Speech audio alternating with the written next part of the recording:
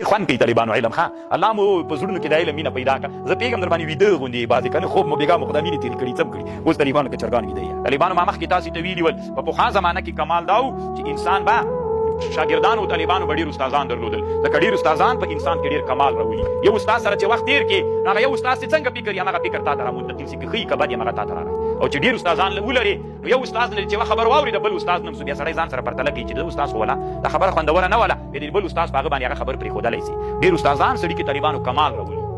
ښه صفات انسان کې راولي یو انسان استاد که بریلوي بریلوي بسې که وابي وابي بسې که بل وي بل بسې او چې ډېر استادان ولري طالبانو سړي کې یو قسم وسعت راځي طالبانو که تاسې په یاد وي مخکې افغانستان کې عادت دا و کله به چې ملا د ملا سره په مجلس کې کېناسته نر ملا به دا و طالبانو چې نحوي پوښتنې به یې تېر وکړي او رابند که نه ټول عمر د ملایانو دا عادت و په اطرافو کې اوس هم دا عادت زموږ وطن کې یو سپین ږیری عالم و هر ملا طالب سره به چې مخ وایي ضربنا او ضربنا هر وخت به یې دا پوښتنې کولې طالبان نو دا او د دوی مقصد دا نه و چې امتحان وکړي طالبان ټول عمر به دا مقصد و چې ملا یو بل خجالت کړي او د اسلام کې ناروا و ولې دوی دا کار کوي طالبانو ځکه هغه منطق ویلي هغې ته د حدیث معلومات نه و چې اسلام کې د یو چا خجل کول ناروا دي اوس هم همداسې څه تاسې معلومات وکړئ چې مجلس کې کښېنې که نه یو ورځ موږ یو کتابخانه کې ناست ولو سپین ږیری ملا راننوت